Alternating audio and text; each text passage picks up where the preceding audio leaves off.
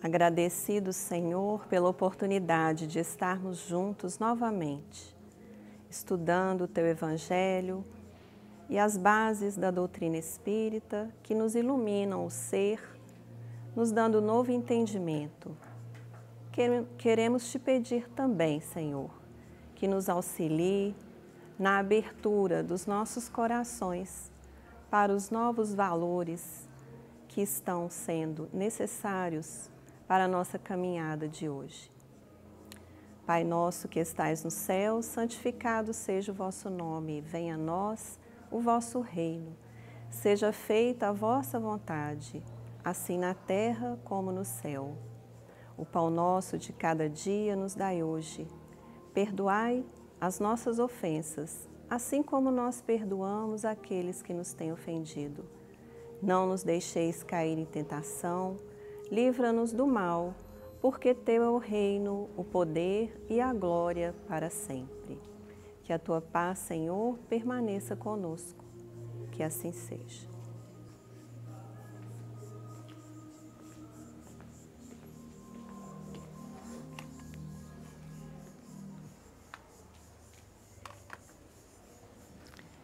Pessoal, como hoje o estudo estava reservado, reunindo todas as turmas, né, aqui do nosso centro, princípios básicos, mocidade, nós tínhamos programado um estudo livre, de tema livre, ok? Então eu escolhi para conversar com vocês hoje o tema circunstâncias. Ele foi tirado de uma lição com esse mesmo nome desse livro, Hora de Transição, do irmão José. Tá joia? Psicografia de Carlos Bacelli. Então nós vamos conversar, vou ler uns trechos, alguns trechos estarão ali escritos para que a gente converse sobre isso. Primeiramente, o que são circunstâncias? Quando diz essa palavra, o que vem para vocês?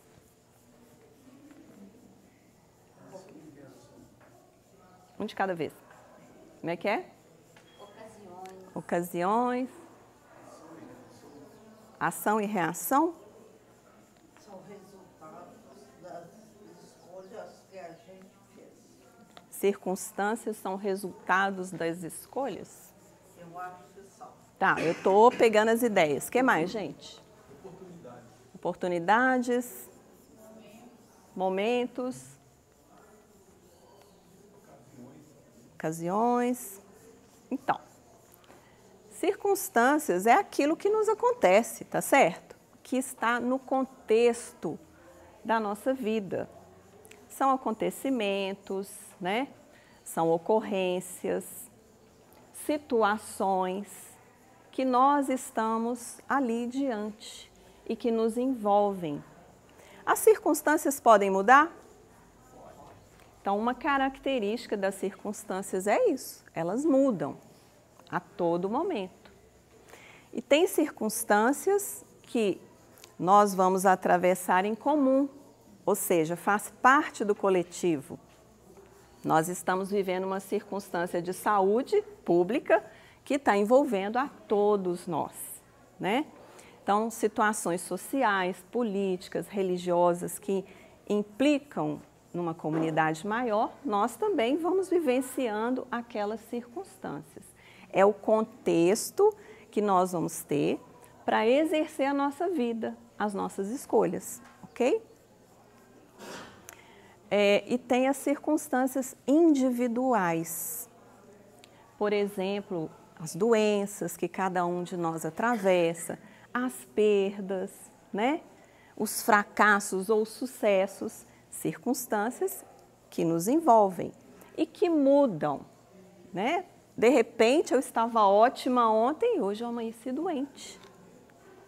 São as circunstâncias que vão estar em torno de mim naquele momento. Então, nós vamos ler um trecho, né, e vamos ver que circunstâncias a gente pode conversar. Está dentro da hora de transição, ok? Nós todos estamos sob essa circunstância. Já tem alguns anos, né? Transição de quê? De quê que nós estamos vivendo? Mudanças. Ó. Transição é mudança, é um intervalo de mudança. Mas a transição diz respeito a quê? Isso. Ao nosso planeta, ao estágio evolutivo. Mas diz respeito só ao nosso planeta? Só diz respeito ao nosso planeta porque diz respeito a cada um de nós. Certo? Então vamos lá. Circunstâncias. Vamos ver o que o irmão José começa a falar para nós. Evidentemente, todos os espíritos que vivem encarnados na Terra não se eximem das circunstâncias evolutivas do orbe, um planeta de provas e expiações. Então está dizendo para nós, alguém se exime, alguém se exclui, alguém não participa desse momento? Alguém que está na Terra? Encarnado, ali está falando principalmente os encarnados, ou seja, espíritos que somos na carne. Então, todos participam dessa circunstância evolutiva. Não é por acaso que nós estamos aqui agora. Nós também estamos sendo provados, testados, se nós vamos conseguir mudar de nível. Se nós vamos merecer a Terra regenerada, estar nela. Depende de quê? Se eu aproveito e faço bem as escolhas nessas circunstâncias que eu estou vivendo. Então, muita gente pode falar assim, não, eu não consigo fazer igual Jesus. Jesus era Jesus. E acaba fazendo como todo mundo faz. Ah, mas todo mundo faz, por que eu não posso fazer? Então, é um momento em que eu decido se eu sigo a multidão, se eu sigo os valores do Evangelho, porque na hora que eu faço a definição, a circunstância é a mesma, mas a minha posição muda. Tá claro?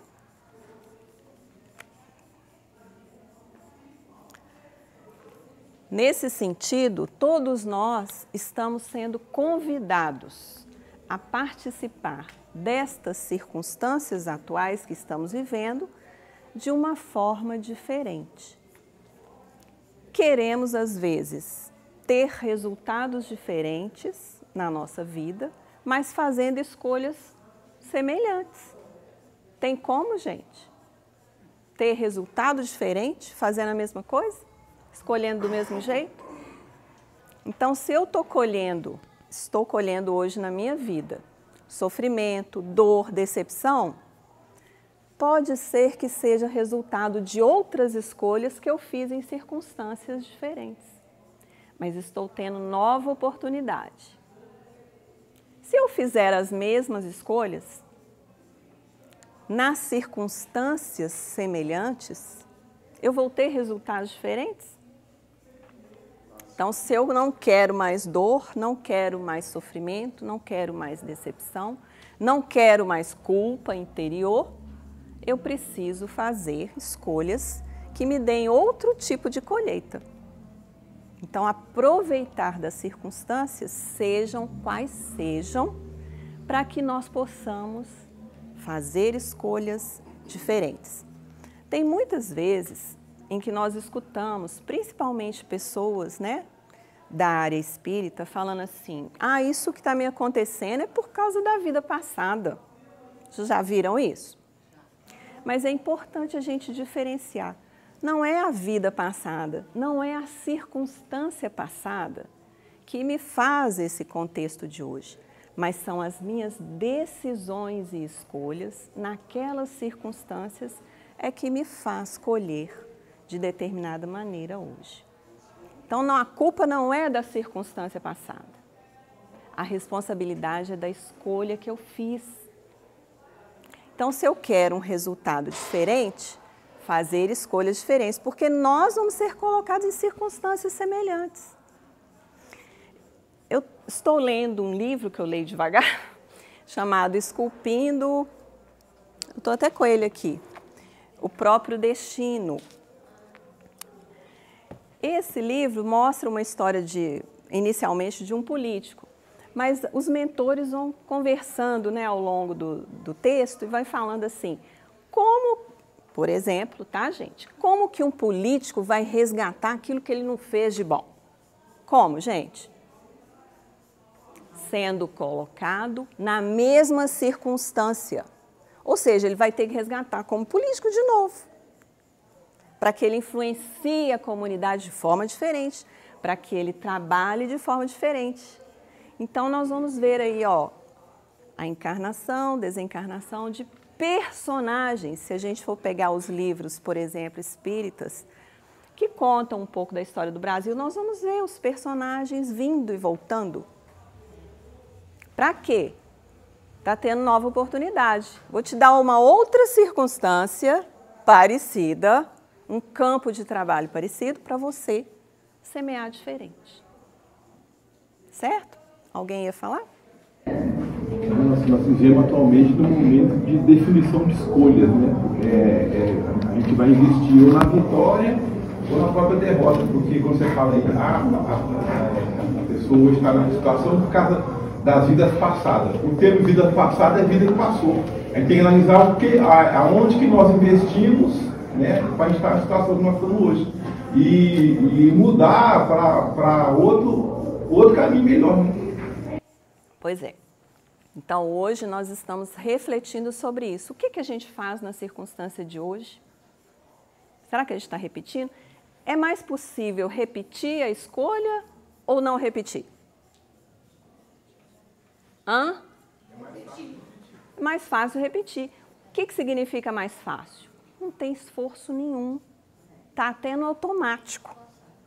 Quem traiu no passado, no antepassado, em várias encarnações, o que é mais fácil hoje? Trair de novo. Lembram das histórias que a gente vira e mexe tem sido citado?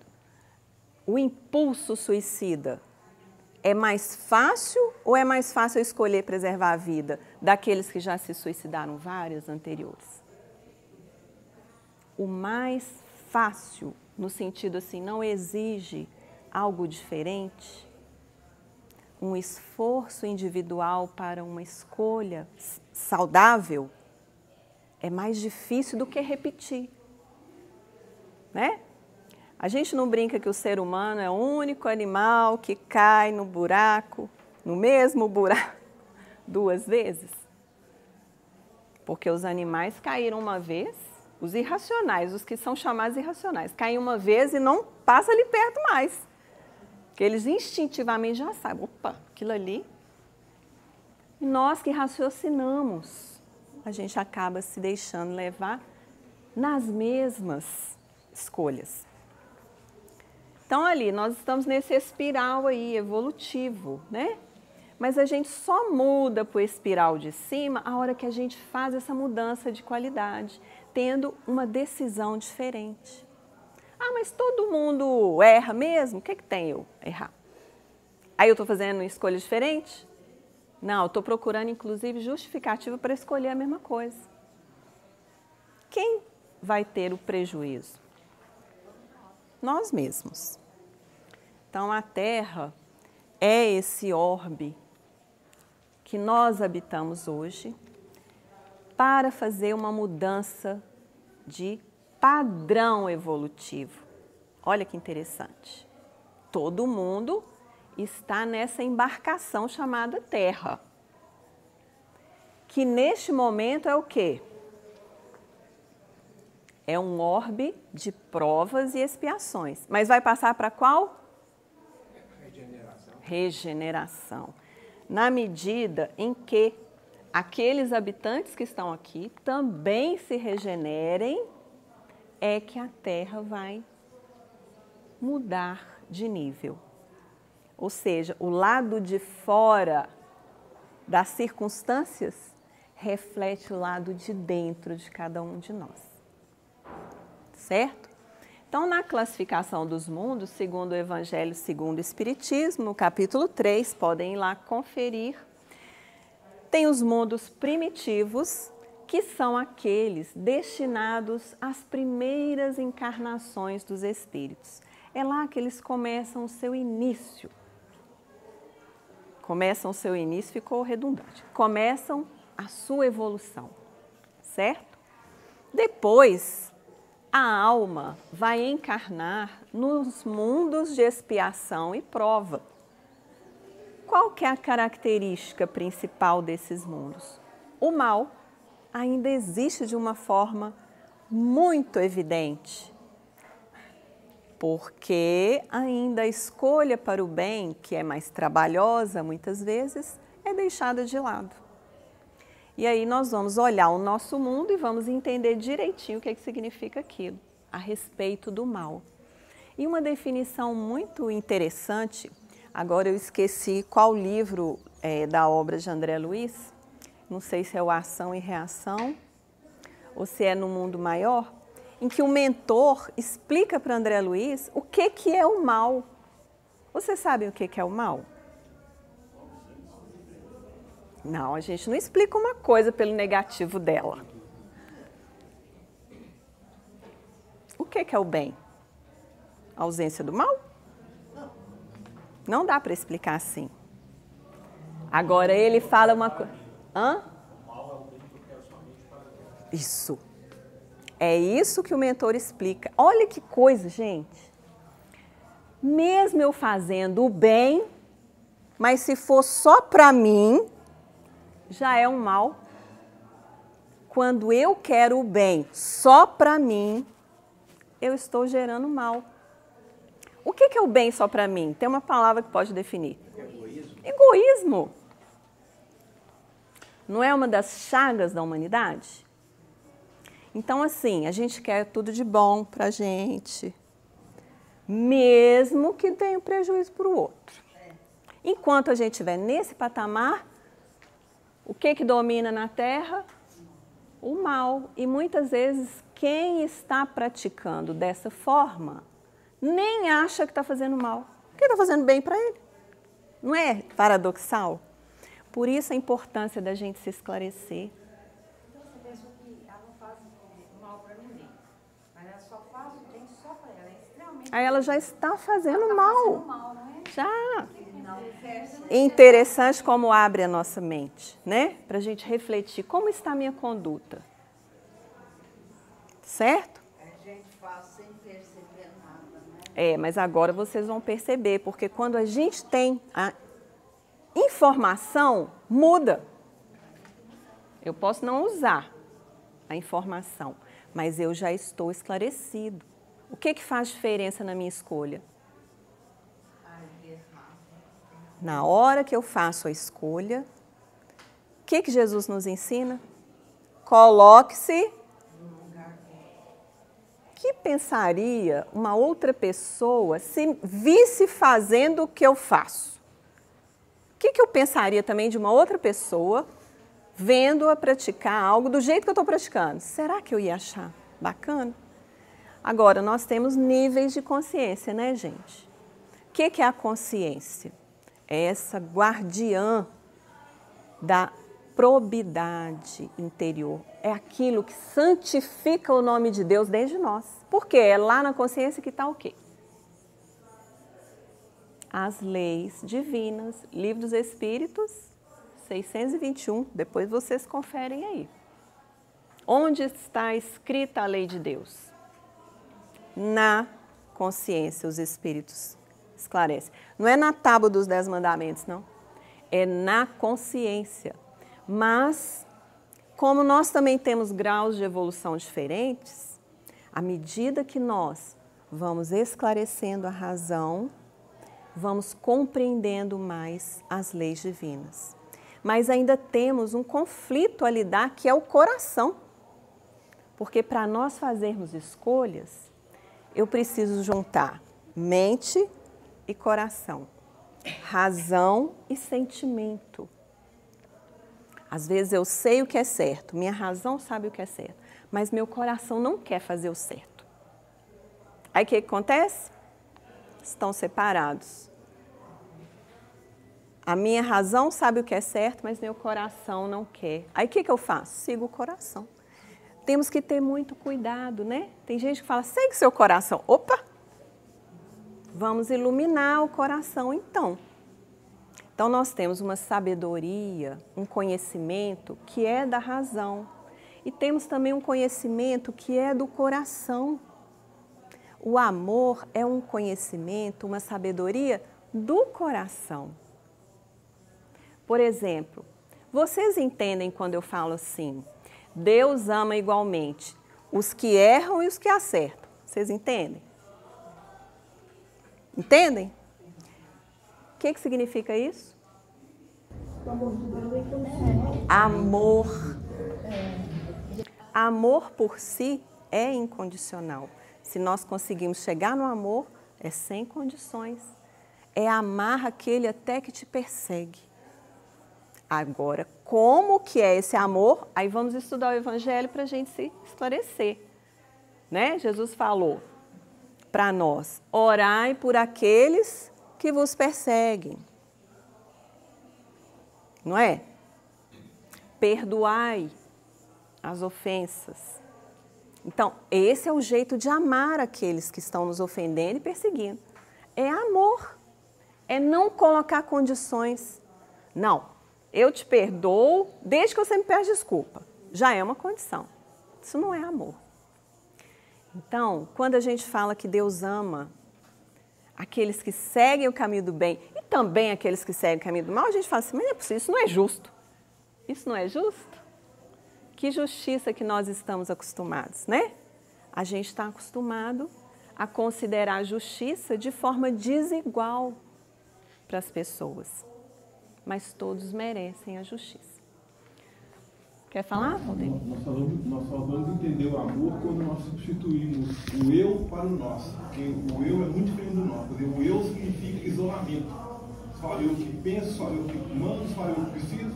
E o nós vai te forçar a fazer troca, né, assistência mútua. Então você vai dividir com os outros. Por isso que Jesus falou, eu não vim, eu vim para servir. E não para ser servido, mas nós queremos ser servidos. E não quer servir o outro. Isso mesmo. Não é à toa que a gente já nasce numa família, né? Ou seja, você já nasce sabendo que você não vai ficar só com o seu interesse sendo atendido. Mesmo se você for filho único. Tem os interesses do papai e da mamãe também. Às vezes o papai e a mamãe até te deixam. E aí a gente vai aprendendo, muitas vezes pela dor, né? Vamos seguir? Os de regeneração ainda vai existir o mal. Mas aqueles que lutam pelo bem, pela sua transformação, é como se encontrassem um ambiente mais favorável para isso. Uma pausa daqueles sacrifícios que tem aqui. Olha lá, repousando das fadigas da luta. Tem os mundos ditosos ou felizes, né, em que o bem vai preponderar, ou seja, depois do mundo de regeneração que vem o mundo feliz, o mundo ditoso. Então ainda tem uma outra transição que a Terra vai passar. E os mundos celestes ou divinos, onde quem mora lá são espíritos já puros. Ou seja, eles não têm nada de mal mais para combater dentro de si. Livro dos Espíritos, pergunta 132. Qual que é o objetivo da encarnação dos espíritos? Para que nós, espíritos, tomamos um corpo de carne? Qual que é o objetivo? Oi? Depurar-se. Evoluir. Melhorar. Então, encarnar é uma imposição divina. Não tem jeito de fazer a trajetória sem encarnar. Deus impõe a encarnação com o fim de fazê-los chegar à perfeição. Para uns, a encarnação vai ser o quê? Expiação. Para outros, missão. Dá para entender a diferença? A expiação vem uma prova, vamos dizer assim, da qual eu não consigo me retirar. Já é uma consequência que eu estou colhendo de uma escolha mal feita anterior, ok? Então, eu nasci com um corpo deficiente, um corpo físico deficiente. Ah, isso é da genética. Pois é, mas o que prepondera na hora da formação genética? O arquivo daquele espírito que está reencarnando, que vai determinar que tipo de corpo vai ser necessário. Então, essa é uma expiação. Ah, eu nasci numa comunidade onde só tem violência. Por que eu não nasci numa que tem paz? Eu estou sob uma expiação. Ah, isso significa que eu não consigo sair disso? De comunidades violentas, muitas vezes saem grandes professores, agentes sociais que fazem transformações, não só no caráter próprio, mas também em benefício da sua comunidade. Naquele livro Transição Planetária, do Manuel Filomeno de Miranda, ele fala da encarnação de espíritos superiores em comunidades violentas, em comunidades excluídas, porque eles pedem para vir ali para trabalhar em favor daquela comunidade e ajudar na transformação de muitos. Não é interessante? Eles pedem para vir entre casais que desejam muito ter filhos e são inférteis. Aí eles vão para a reprodução assistida e vão batalhando e muitas vezes conseguem essa fertilização in vitro, em que esses espíritos vêm porque aqueles pais têm um amor deste tamanho. Sintonia. Ah, isso com todos os casais? Não, né, gente? Mas naquele livro mostra isso. Muitos espíritos vindo nessa época de transição em casais que lutam muito para ser pai e mãe.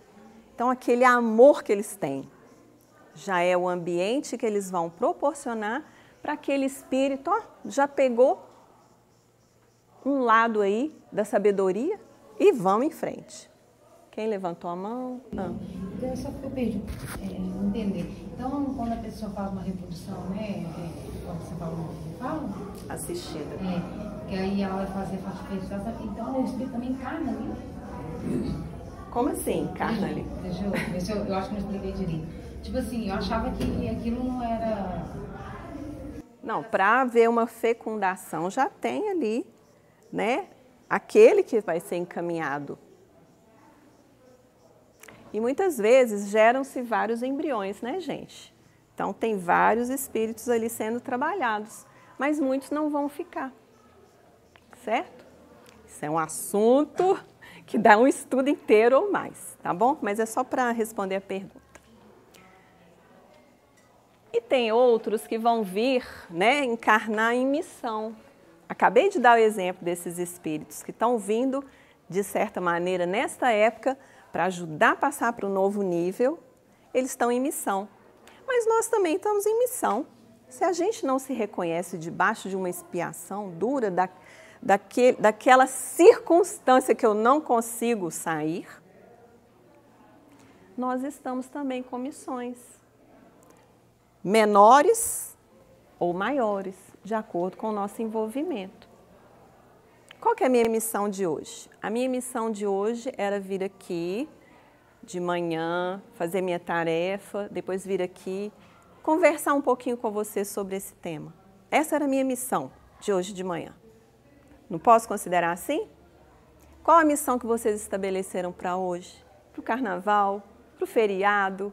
Que missão eu vou desenvolver? O que está me esperando para ser realizado? Depende também da minha escolha, né? Mas para alcançar a perfeição, todos nós vamos ter que o quê? Passar pelas vicissitudes da vida corporal. O que são vicissitudes, gente? Dificuldades da vida. E aí a gente vai aprender a ter paciência, ter esperança, porque eu tenho paciência. Quando chega um problema, eu falo que eu não tenho que paciência que é essa, né? As vicissitudes são todas as mudanças todos os reveses que nós passamos durante a nossa existência. Sabe quando tudo está caminhando de um jeito e de repente as circunstâncias mudam? São as vicissitudes. Todos nós vamos passar por algumas necessariamente, todos. Nós viemos, nascemos, muitos já começam a enfrentar dificuldades no nascimento, não é? Às vezes até no ventre da mãe. Depois nós vamos depender de um adulto responsável por nós, senão a gente morre. Então quem está aqui sobreviveu, ó. Teve algum adulto, pode não ter sido mãe nem pai, mas sobreviveu. Alguém cuidou com responsabilidade para te manter. Depois nós vamos sair dessa fase, viver nossa infância, vamos sair da infância e viver o quê? As mudanças da adolescência, nosso corpo, são vicissitudes. Depois nós vamos o quê? Adultecer, né? E depois nós vamos o quê? Envelhecer. E nesse trajeto vamos enfrentar outras vicissitudes, doenças, separações, trabalhos, decepções, não é? Perdas. Todos nós vamos ter perdas familiares, todos, ninguém vai ficar sem. Se não for o primeiro, vai viver as perdas de entes queridos. Então, todos nós temos que sofrer essas vicissitudes e, segundo o Livro dos Espíritos, isso já consiste a expiação. Tem jeito da gente sair fora de alguma dessas? Tem jeito de eu... Não. Adolescência não, pula essa parte. Não, envelhecer não. Embora muita gente está nessa busca, né? Pelo menos do lado de fora. Não quero envelhecer e fica lá, buscando um monte de recursos, sendo muitas vezes escravo de uma imagem, não é? Que é o cuidado que a gente precisa. Eu quero envelhecer como? Como vai ser o meu envelhecimento? Né? O que vale para mim? Porque essa fase, se eu não desencarnar antes, eu vou passar. É vicissitude, é a circunstância que todo mundo vai estar. A maior vitória que a gente tem quando chega no final da vida é a experiência. Porque, por exemplo, se um casal de jovens está querendo casar, vai procurar uma pessoa que tem uma vida tranquila, o que é o casamento? Ele vai explicar. Porque se ele perguntar para o novo vai até ensinar errado. Né? Você leva tos cocos, né? Como se diz, né? Mas uma pessoa que tem experiência, né? Que tem experiência de vida, quando ele olha lá na mocidade, ele vê os erros que ele cometeu, se fosse hoje não cometeria mais. Né? O problema de perguntar sobre casamento para os outros é que cada um tem o seu. Né? Tem gente que fala assim, não faz isso não, né, Augusto? Pelo amor de Deus, gente, não faço não. Depois outro fala assim, não, é muito importante, a gente evolui, ó. E a gente sabe que não tem escola melhor do que o casamento.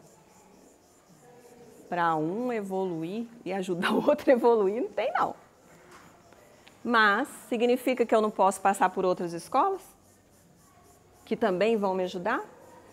Né? Nós vemos aí, por exemplo, Divaldo Franco, ele não teve o casamento, Chico Xavier, mas casou com a comunidade, não é? Casou com o trabalho da mediunidade para o próximo.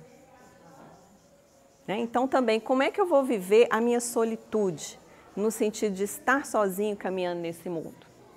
Né? Porque tem gente que pode escolher esse caminho, ou ser escolhido por esse caminho, que aí já é uma expiação, né? Ou seja, ó, essa vida você não vai ter não, porque você já complicou demais. Então vamos experimentar agora ficar sem. No livro Os Mensageiros tem o caso lá, né, do Otávio, né? Ele veio para não ter o casamento, nem filho, nem nada. O que ele fez? Se envolveu com uma pessoa, dali resultou gravidez e pronto, acabou. O plano reencarnatório que ele fez. E ele conta a história dele lá no Mundo Espiritual para o André Luiz. Leiam lá. Agora, uma outra pergunta. Tem necessidade de encarnação os espíritos que desde o princípio seguiram o caminho do bem? desde o início, foi criado, segue o caminho do bem. Eles têm que encarnar? Pelo menos que a gente saiba, né? Olha só, gente, só porque ele faz a opção do caminho do bem, não vai precisar encarnar? Na pergunta anterior, nós não vimos que Deus impõe a encarnação? Mas feliz dele que está escolhendo bem, não é? Por quê? O que vai acontecer? Ele encarna só para missão, né? Não, ele vai aprender também, gente. Ele não está evoluído ainda. Ele está evoluindo, está no caminho. Mas o que vai acontecer quando a gente escolhe o bem? Vai evoluir mais rápido. O que mais? Tá. O que mais? Não. Na circunstância desfavorável, eu escolho o bem. Mas o que acontece comigo? Hã? Não contrai novas... Não, mas eu não estou contraindo, eu estou escolhendo bem. Mas o que vai acontecer, gente? Se eu escolhesse o mal, eu não teria que na outra continuar trabalhando para me livrar dessa tendência inferior, dessa imperfeição? Mas se eu estou escolhendo bem, eu devo ser, no mínimo, menos preguiçoso, menos mentiroso, porque eu não estou cultivando isso na minha vida. Então, eu vou ter colheitas melhores, né? Porque eu não estou cultivando isso. Dá menos trabalho, né? No sentido de não tem que ficar combatendo minhas más tendências. Mas vamos ler a resposta. Todo mundo é criado igual, simples e ignorante. Ou seja, a gente não tem conhecimento, não tem sabedoria da razão ainda e nem do coração. Somos simples e ignorantes. Não está xingando a gente não, tá?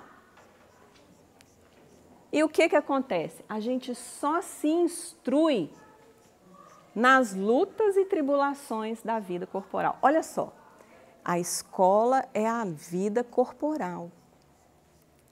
As lutas é na vida corporal. Então, precisar encarnar, nós vamos precisar, porque é só nessas lutas. Deus não exime ninguém disso. Não estava na pergunta anterior? Deus impõe a encarnação para a gente chegar à perfeição? Então, ninguém está livre disso, igual o irmão José falou aqui. Nós vamos pegar a frase dele. Todos nós estamos nessa embarcação para viver essas tribulações. Então, Deus não seria justo se ele excluísse alguns dessas fadigas e trabalhos. Mesmo escolhendo bem, nós ainda vamos ter fadiga e trabalho para continuar. Mas então, de que serve aos espíritos terem seguido o caminho do bem, se isso não os isenta dos sofrimentos da vida corporal? O que adianta? O que adianta? Eles evoluem mais rápido, né? Vai ter que encarnar menos vezes.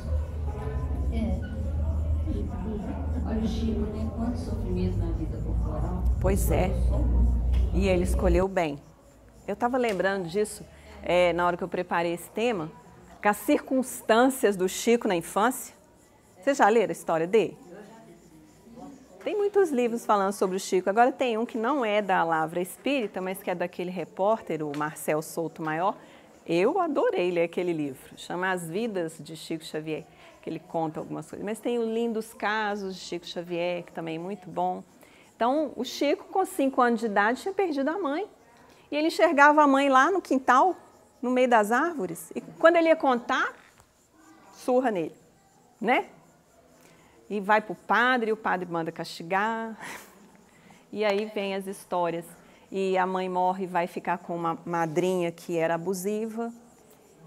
Até que, passado alguns anos, o pai se casa pela segunda vez e a madrasta manda reunir os 9 filhos. Cada um foi colocado numa casa. Olha as provas, gente. Já lá na infância, né? Então, se não nos livra dos sofrimentos, tem que ter algo que nos ajude. Você acertou lá. Chegam mais depressa ao fim. Qual que é o fim? Evolução, perfeição. As aflições da vida são muitas vezes a consequência da imperfeição da gente. Tem uma frase do Chico, né, que é do Léo Luiz, que fala assim: sofrer é diferente de fazer sofrer. E aquele que faz o outro sofrer, ele adquire um débito muito grande. Então, essa frase a gente responde aí, quer dizer, o sofrimento é normal na nossa vida. Mas se eu fizer outro sofrer, eu pago em dobro. Então, as tribulações, as vicissitudes fazem parte. Agora, como é que eu estou, né? Se eu estou fazendo a escolha do bem, eu tenho menos imperfeição, né? Que muitas das nossas imperfeições geram sofrimento para a gente. Ciúme, gente. Quem tem ciúme aqui? Levanta a mão. Ninguém quer se confessar. Ciúme não é uma coisa horrível? Um sofrimento interno? Inveja. Inveja também, nossa. Tampa os olhos, que eu não posso ver o que o outro está ganhando, que eu não estou, né? Rancor. Ai, meu Deus do céu. Isso faz um sofrimento. Porque tudo que falar com aquela criatura vai melindrar e vai ficar rancorosa. Sofrimento. Então, aquela imperfeição que a gente tem traz um tormento para a gente. Então, quanto mais a gente escolher o bem, menos a gente cultiva as imperfeições, menos tormentos a gente vai ter, certo? Mais rápido pode ser a nossa caminhada evolutiva. Quem levantou a mão? Quem escolhe o bem também precisa de mais equilíbrio para enfrentar as vicissitudes. Escolher o bem, às vezes é um esforço. No Evangelho fala assim: fazer-se calar para deixar falar o mais tolo. Isso é caridade moral. É fácil, gente? Cale-se e deixa o mais tolo falar. Não, a gente entra no debate, né? Debate. E com rede social é uma beleza para cair nessa tentação. Não é? Sabe aquela coisa da impulsividade, do bate e volta? Nem pensei direito, já estou respondendo? Colhe a consequência. Ai. Então, olha lá que bonitinho. Os barquinhos estão tudo no mesmo mar. Cada um com seus recursos. Ah, Deus não é justo porque deu um barco mais poderoso para um do que aquele ali. Tem um ali que eu acho que está nadando. Nem tem uma canoa. Tem um que está no submarino, nem precisa enfrentar as ondas, está debaixo. Não, nós todos estamos nas circunstâncias evolutivas do orbe e nas circunstâncias evolutivas que as minhas escolhas individuais determinaram. Dá para entender isso? Não tem injustiça. Não tem privilégio. Ah, não, eu sou espírita, então eu não vou enfrentar muitas dificuldades. Não, não tem privilégio. Por que os judeus nunca aceitam Jesus como Messias? Porque eles achavam que ele ia vir dando privilégio para eles. Isso está arraigado na gente. A gente tem mais irmãos, muitas vezes, é para entender que não tem privilégio. Não é? Ah, então quem é filho único fica privilegiado? Não, ele está privado de começar a exercitar isso. Aí é bom colocar para exercitar com outros, amiguinho, primo.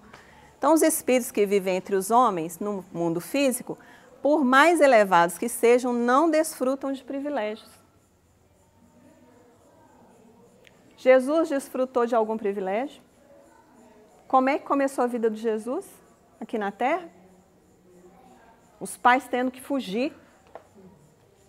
Mal tinha nascido, já está com 2 aninhos, foge porque estão querendo assassinar. Vai nascer na estrebaria, porque não tem lugar para você em lugar nenhum. Claro que tudo isso trazendo simbologias para nós. Mas olham as circunstâncias do espírito mais puro que veio na Terra, o governador. Então, gente, todos nós estamos ali como aquele tear. O que é o tear, né? Ele tem as suas linhas verticais, tá vendo? Aquelas brancas ali, dá para vocês enxergarem? Aqui, ó. Essas são as linhas verticais, mas a trama somos nós que vamos fazendo diferente. Todos nós recebemos essas linhas. Mas será que a gente vai saber se conduzir sem se embolar, sem embolar a minha trama com a dos outros, sem me deixar enredar, que às vezes eu me deixo enredar pelos outros, pelas dificuldades dos outros. Eu vou ali para ajudar, me deixei enredar. No final, eu que estou precisando de ajuda. Então, olha só. Claro que os de maior esclarecimento conseguem sobrepor-se às lutas que enfrentam, não se permitindo enredar pelas suas urdiduras. Urdiduras são essas linhas aqui. Enredar é porque nós vamos fazer na trama. Ou seja, todo mundo vai ter uma família. A gente vai se deixar enredar ou não? Ah, todo mundo vai ter perdas. A gente vai ficar enredado ou não? Ah, eu quero morrer junto com a minha mãe. Porque eu não aguento ficar sem a minha mãe. Então, eu estou querendo me enredar. Mas se eu tenho um esclarecimento, eu vou entender. A morte não existe nesse sentido, ela continua. No livro O Céu e o Inferno, tem uma história lá no capítulo, tem um capítulo mais para o final do livro, chama Espíritos Felizes. Aí vão vir vários depoimentos de espíritos felizes no plano espiritual. Não quer dizer evoluídos não, hein? Felizes. Estão do outro lado, não estão chorando, não estão tristes, não estão angustiados, não estão sofrendo. Estão felizes. Aí tem uma moça, deixa eu pegar o nome dela aqui. Tem vários exemplos, né, gente? Eu achei meio interessante esse aqui. Uma jovem esposa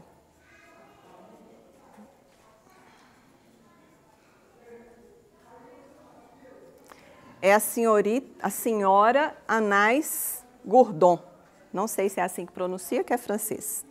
É uma jovem que desencarnou com doçura de caráter, qualidades morais, e ela foi evocada a pedido do pai e do esposo. Então, os médiuns que trabalhavam com Allan Kardec evocaram o espírito dessa moça e ela veio. Aí eles perguntaram para ela, por que tão cedo vos furtastes aos carinhos da família? Por que você partiu tão cedo, deixando a família? A gente não se pergunta isso? Quando a gente tem as perdas, as mortes prematuras no nosso sistema familiar ou de amizade? Então perguntou para ela, por que você foi tão cedo? Aí ela disse, porque terminei as provações terrenas. Olha que simples. Terminei. Pergunta 2. Podeis ver algumas vezes os vossos parentes? O que vocês acham? Ela podia ver, desencarnado, os parentes dela?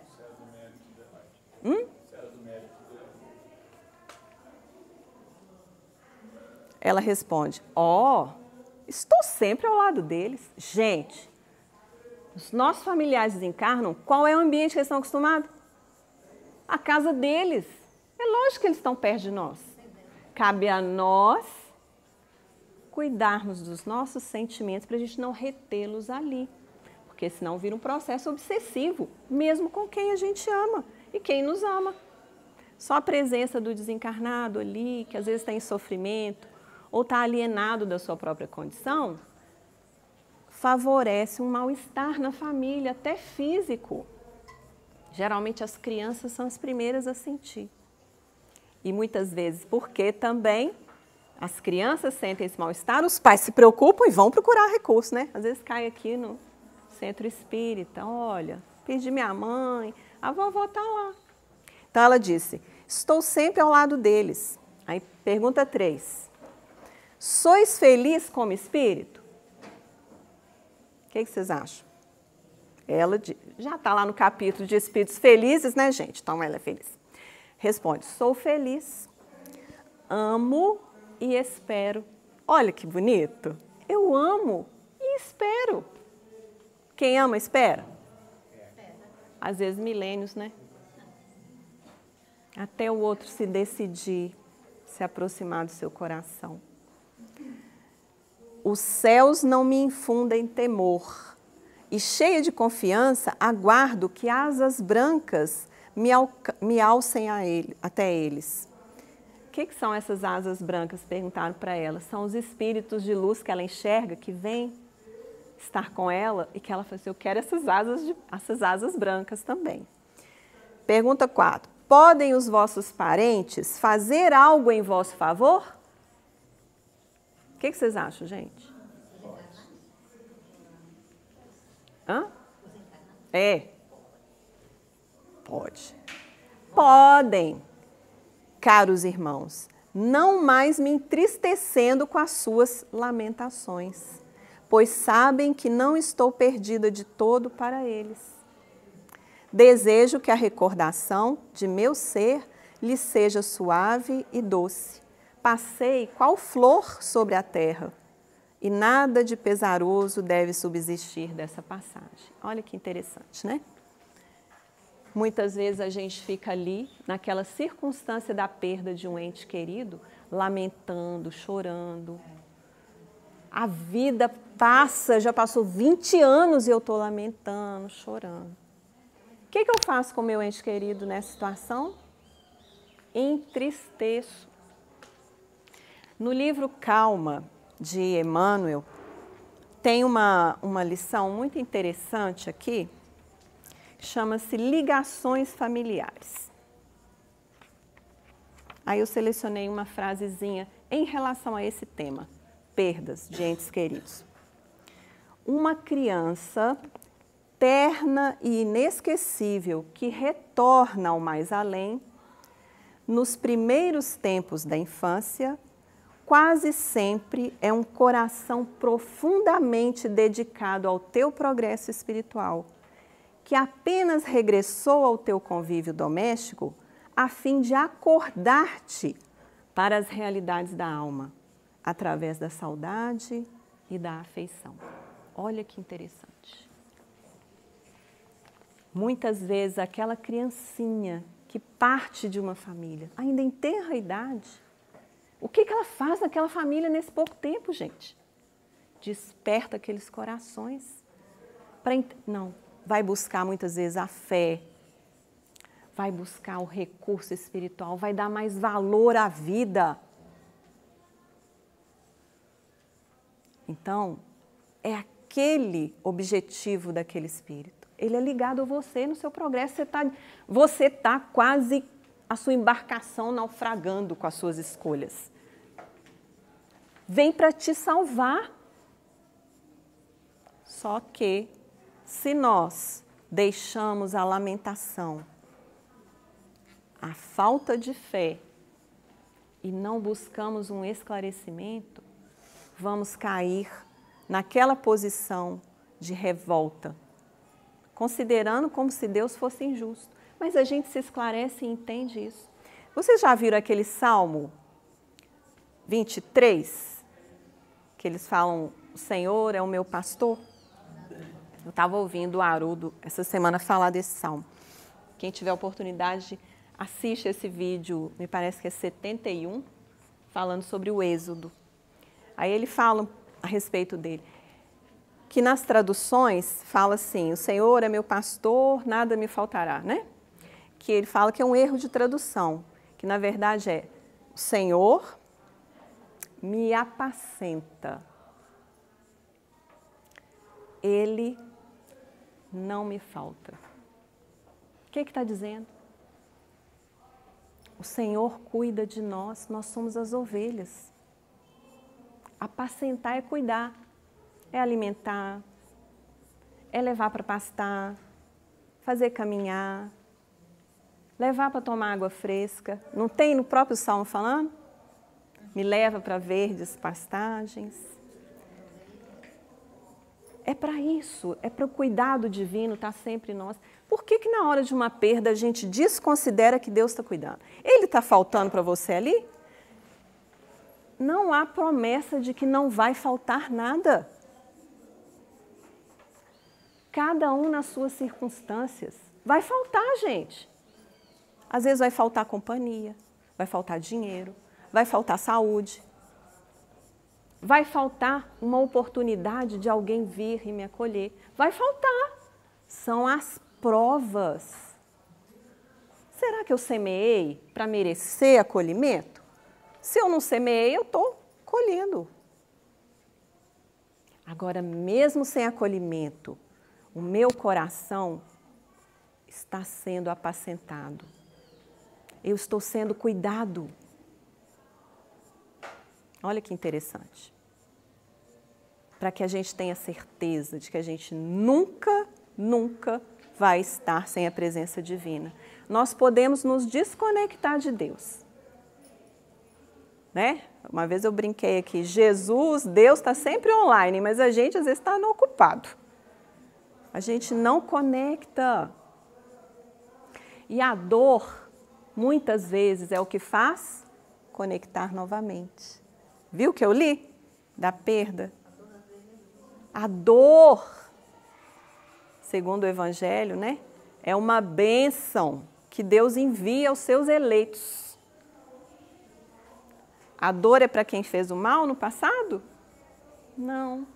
A dor é circunstância evolutiva. Porque o seu corpo vai envelhecer. Um dia você pode até ter uma doença, não pode? Isso não é uma dor? Ah, é porque você plantou no passado? Não, gente. Tem gente que passa a encarnação quase inteira sem nenhum problema. Aí chega lá nos... Vou colocar uns 80, tá bom? Nos 88, 9, 90 anos, aí vai ter um adoecimento grave que ameaça a vida e morre em meses. Ah, aí aquele espírito fica revoltado. Por que essa doença veio agora? Gente, você esqueceu que você teve esse tempão aqui para se preparar? Então, muitas vezes, a gente cultiva uma ingratidão daquilo que nos é concedido. É volta, né? Eu estava dizendo sobre o Salmo. Cadê o dizendo sobre o Salmo? Enquanto você está falando, eu estou fazendo a oração aqui, buscando, né? Complementar. Essas duas frases, no início do Salmo, elas estão no futuro. E o restante dele, o complemento, ele está no presente. Aí você fez essa observação importante de que o Senhor me apacenta, ou seja, presente. São as questões de tradução. Porque é interessante se você puder assistir, porque o Haroldo pega o texto no hebraico e ele vai trazendo para a gente, fazendo essa configuração, mostrando os erros de tradução, mas mostrando para a gente o sentido daquilo. Ou seja, fica vigilante, ora um pouco mais. A Joana de Ângeles tem um livro chamado Alegria de Viver. Aí, essa semana eu abri, né? É um livro pequenininho, de bolso, como falam, né? Aí, abri uma lição, chama assim, Na Luz da Oração. Entre outras palavras, ela fala, eu separei aqui para mostrar para vocês, espera aí. Ela fala assim, ora um pouco mais.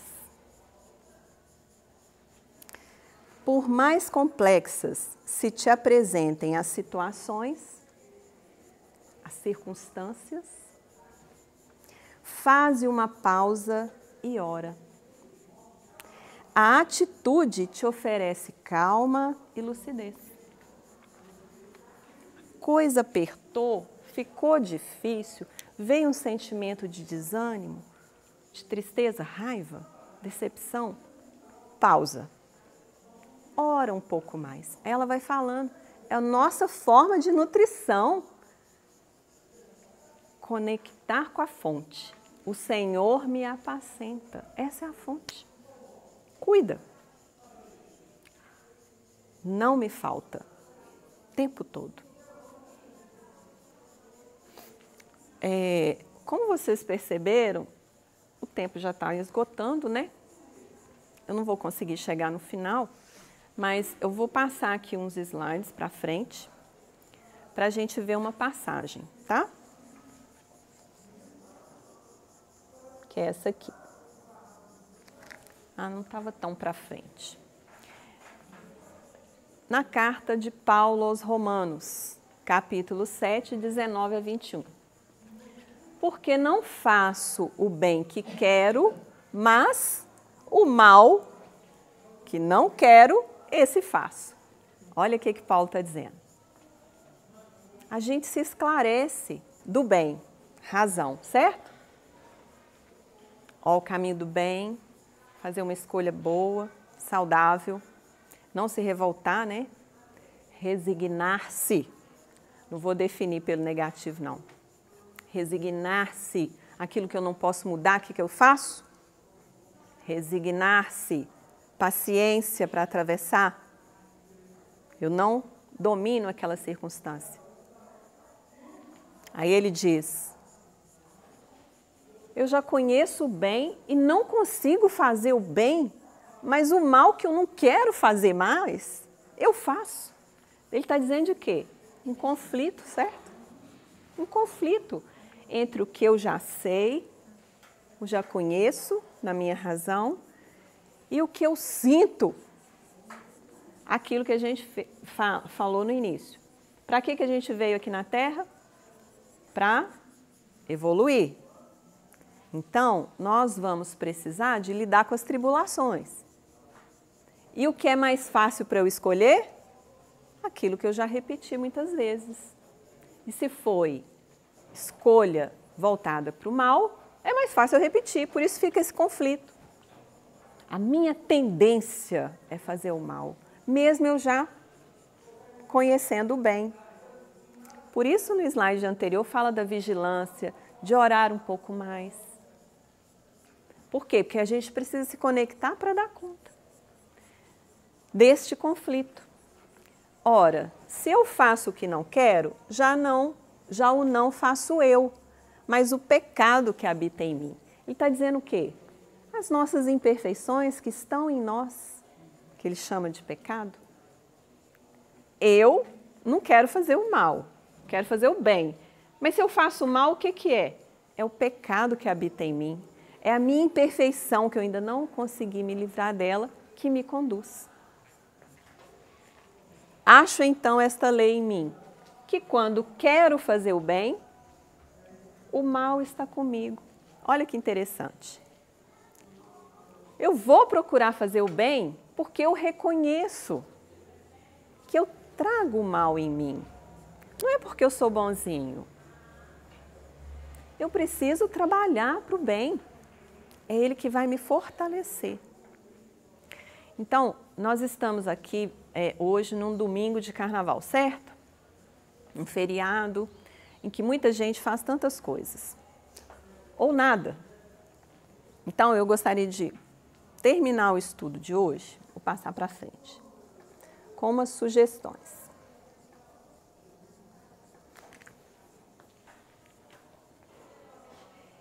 Aproveitar esse momento, essa circunstância. O carnaval é uma circunstância coletiva no nosso país, individual para cada um de nós.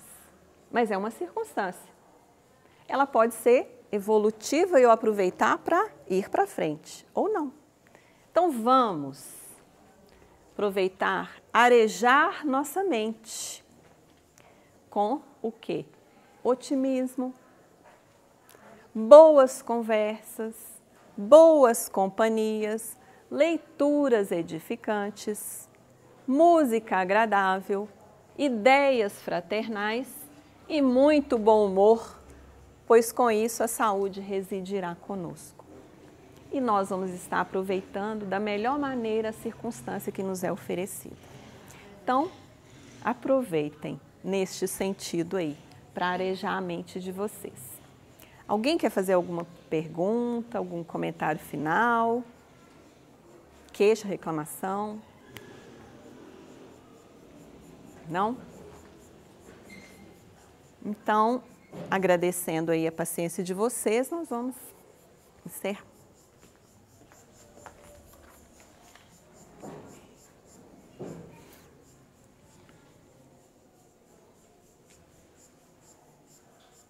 É USB, né?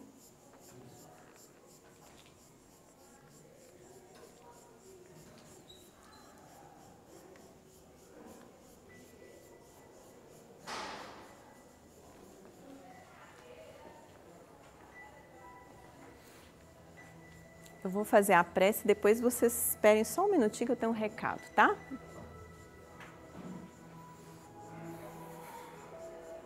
Agradecemos, Senhor, pela oportunidade de hoje, deste momento de reflexão em torno da nossa vida, das oportunidades que nos são ofertadas para a evolução.